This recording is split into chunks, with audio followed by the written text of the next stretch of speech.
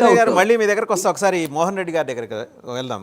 అబ్బూరి సతీష్ కౌశిక్ పెందుర్తి, నిజంగా మీరు golden chance miss అయ్యారండి.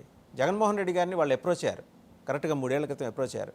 అయ్యా మేము పెట్టుకుంటాం అంటే, మీదేంటంటే కొంచెం మీరు ఆటవిక సమాజం లాగా వ్యవహరించడం వల్ల సరిగ్గా హ్యాండిల్ చేయలేకపోయారు వాళ్ళని. అనవసరంగా వీళ్ళకి ఈ ఛాన్స్ ఇచ్చారు, మీరు ఈ గవర్నమెంట్కి ఛాన్స్ ఇచ్చారు. ఎంత అసలు దీంట్లో మీకు బ్రహ్మాండమైన షేర్లు ఉండేవి, అనవసరంగా ఈ లిక్కర్ స్కామ్లో ఇరుక్కుని అబాస్పాలే ప్రమాదం నుంచి బయటపడి ఉండేవాళ్ళు. ఇలాంటి అవకాశాన్ని ఎందుకు మిస్ చేసుకున్నారు సార్? ఇప్పటికైనా ఆ కోటరీని, పర్ఫెక్ట్ కోటరీ పెట్టుకుంటే, ఇప్పుడు తెలుగుదేశం వాళ్ళు పెట్టుకున్నారు చూడండి, ఇలాంటివన్నీ సవ్యంగా జరిగిపోయి ఉండేవి. ఎక్కడా మీ చేతికి మట్టి అంటకుండా, రక్తం అంటకుండా మీరు అద్భుతంగా హింస చేసి ఉండేవాళ్ళు, అంటే ఆర్థికపరమైన హింసకు పాల్పడి ఉండేవాళ్ళు. ఎలా మిస్ అయ్యారు సార్ మోహన్ రెడ్డి గారు ఇది మీరు?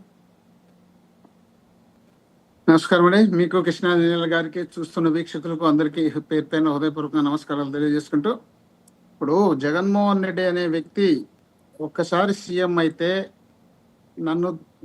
ఆయన ఒక మాట అన్నాడు, నా తండ్రి చనిపోయిన తర్వాత ఆయన ఫోటో పెట్టుకొని ఇప్పటికీ కొలుచుతున్నారు, రేపు నేను చనిపోయిన తర్వాత కూడా నా ఫోటో పెట్టి కొలుచుకోవాలనే విధంగా జగన్మోహన్ రెడ్డి గారు అనేక సందర్భాల్లో చెప్పినారు. అంటే పరిపాలన అనేది బ్రహ్మాండంగా చేయాలనే ఉద్దేశంలో భాగంగా జగన్మోహన్ రెడ్డి గారు అది రాజకీయాలకు వచ్చినారు తప్ప, వీళ్ళ మాదిరి తెల్లవారినాటి పొద్దుగూకేదాకా అన్ని అబద్ధాలు చెప్పి మేము చేసిందే నిజము, మేము చెప్పిందే నిజము, మేము చేస్తున్నది వాస్తవము అనే విధంగా వీళ్ళు చిత్రీకరించడానికి వీళ్ళకు చాలా ఛానళ్లతో పాటు చాలా పార్టీలు కూడా కలుపుకొని నడిపినటువంటి రాజకీయాలు వీళ్ళు చేస్తున్నారు. జగన్మోహన్ రెడ్డి గారు చేయాలనుకుంటే సింగిల్ లీడరు, జగన్మోహన్ రెడ్డి గారు అనుకుంటే ఎవరికి ఇచ్చినా మా పార్టీలో అడ్డు చెప్పేవాళ్ళు లేరు.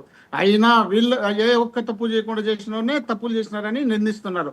ఈ రోజు 3 పార్టీలు ఉన్నాయి, 3 పార్టీలు కలిసి 4వ పార్టీ ఇండైరెక్ట్ గా ఒక పార్టీ ఒకటి సపోర్ట్ చేసుకొని చేస్తున్నా కూడా ఇంత పెద్ద నేరాలు చేసి కూడా వీళ్ళు మరి మేమే కరెక్ట్ గా చేస్తున్నాం అనే విధంగా వీళ్ళు వెళ్తున్నారు. అంటే చంద్రబాబు నాయుడు గారు మాట్లాడేటప్పుడు సీరియస్ గా, బాధగా, వయసు పెట్టి అన్ని చూసినప్పుడు జనం ఏమనుకుంటారంటే చంద్రబాబు నాయుడు పాపం కరెక్ట్ గా మాట్లాడుతున్నాడు, చంద్రబాబు నాయుడు గారు చాలా పెద్ద మనిషి, చంద్రబాబు నాయుడు గారు చాలా అనుభవం ఉన్నటువంటి మనిషి, ఎన్ని తప్పులు చేసినా కూడా ఈయన తప్పు చేయలేదేమో అనే విధంగా ఆయన ఫేస్ ఫీలింగ్స్ లోనే చూపిస్తాడు అనమాట. అప్పుడు జనం ఏమనుకుంటారు, నిజమేనేమో అనుకునేట్టుగా చేస్తాడు. కానీ ఈయన చేసినటువంటి, ఈయన ముఖ్యమంత్రి అప్పుడున్నప్పుడు, ఇప్పుడున్నప్పుడు, మధ్యలో ఉన్నప్పుడు ఎప్పుడు కూడా ఆయన కరెక్ట్ గా చేసిన సందర్భాల్లో ఆయన కావాల్సిన అబద్ధాలన్నీ చెప్పుకుంటూ పోయి అధికారంలోకి రావడానికే ప్రయత్నం చేస్తారు తప్ప ఆయన కరెక్ట్ గా పరిపాలన చేసిన సందర్భాల్లో రైతులకు ఉచిత విద్యుత్ కావాలని రాజశేఖర రెడ్డి గారు ఆ రోజు అడిగితే ఆయన ఉచిత విద్యుత్ ఇస్తే దానిపైన తీగల పైన బట్టలు ఆరేసుకోవాలనే విధంగా చెప్పడమే కాకుండా కరెంట్ ఛార్జీలు 10సారి పెంచితే ఆ ఛార్జీల పైన ధర్నాలు చేస్తే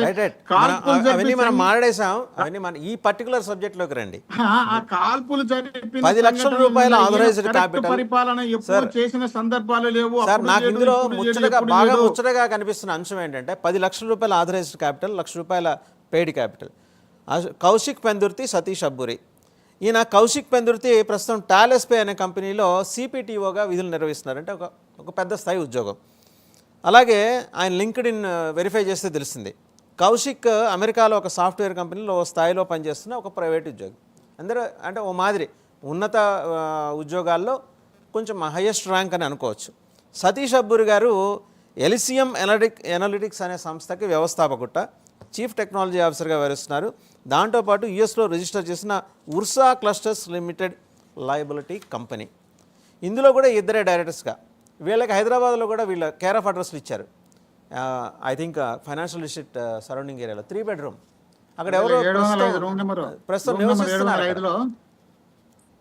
రూమ్ నెంబర్ 705 పెట్టి ఒక అడ్రస్ పెట్టి అడ్రస్ లో వీళ్ళు ఇచ్చినారు. ఇచ్చిన తర్వాత వాళ్ళకు ఉన్నది అంతా 10 లక్షల రూపాయలు పెట్టుబడి పెట్టినటువంటి సందర్భం ఉందంట. ఆ కంపెనీకి సంబంధించి 3,000 కోట్ల రూపాయలు దారాదత్తం చేసినారు చంద్రబాబు నాయుడు గారు, లోకేష్ గారు.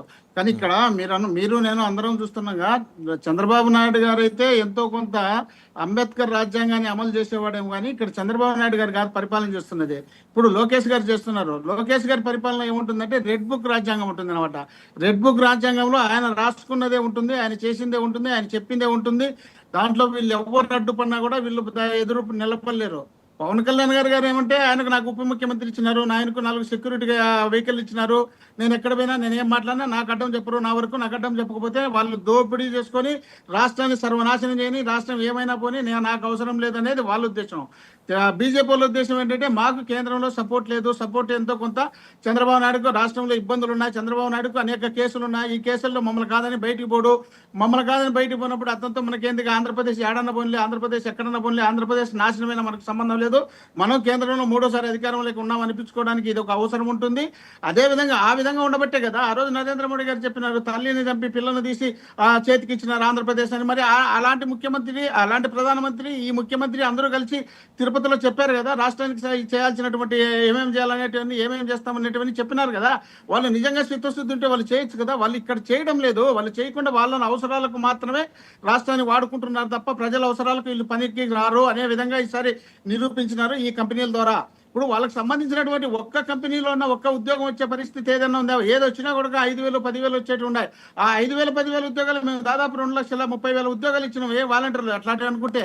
వాటన్నింటినీ పీకేసి 10,000 రూపాయలు జీతం ఇస్తామని చెప్పి వాళ్ళందరినీ పక్కకు పీకేసి అవి కాకుండా అనేకమైనటువంటి ఇంకా ఉద్యోగాలన్నింటినీ ఒక్కొక్కటి తొలగించుకుంటూ వచ్చే కార్యక్రమం వీళ్ళు చేస్తున్నారు. సో దీంతో పాటు అండి ముఖ్యమంత్రి మోహన్ రెడ్డి గారు, దీంతో పాటు ఇప్పుడు ఇది విశాఖపట్నం చుట్టూ జరుగుతోంది. నాకు డౌట్, ఇప్పుడు మన జగన్మోహన్ రెడ్డి గారు ఋషికొండలో పెద్ద భవంతి కట్టుకున్నారు కదా, ఆయన ఏమైనా గృహప్రవేశం చేసుకున్నారా? రిజిస్ట్రేషన్ పత్రాలు ఆయనకు అందినా ఆయన పేరున? ఎందుకంటే ఆయన కోసం కట్టుకున్నారని కదా వీళ్ళందరూ అనేది. మరి ఆయన పేరున రిజిస్టర్ అయిందా లేదా ముందర అది చెప్పండి. మీ విషయాలు చెప్పడానికి మొహమాట పడతారు ఎందుకు? అవి చెప్పండి. నేను కృష్ణాంజనేయులు గారు మనం చాలా వేరే వాళ్ళు వద్దులే. ఒక ముఖ్యమంత్రి స్థాయిలో ప్రభుత్వ స్థలంలో బిల్డింగ్లు ఏవైనా కడితే అవి ముఖ్యమంత్రి గారి సొంతం అవుతాయా? ఆ ముఖ్యమంత్రి గారు శాశ్వతంగా ఉంటారా? శాశ్వతంగా అట్లే ఆ ఇంట్లోనే వాళ్ళు మళ్ళీ దాన్ని ఎవరికైనా అమ్ముకోవడానికి అర్హత ఉంటుందా? ఏందో బుద్ధి పుట్టినట్టు బుద్ధి లేని మాటలన్నీ మాట్లాడుతుంటే జనం చూసి అసహించుకుంటారు వాళ్ళు కాన్ఫిడెంట్ గా చెప్తున్నారు ఆయన కట్టించుకున్నాడు అందుకని అంతంత ఆయన కట్టించుకున్నాడు. మీరు ఆయన పేరున రిజిస్టర్ అయినట్టు ఆ డాక్యుమెంట్ అడగండి. మీరు అడగలేక మీ చేతకాంతరం అది. ఆ డాక్యుమెంట్ జగన్మోహన్ రెడ్డి గారి పేరున ఆ డాక్యుమెంట్ ఉంటే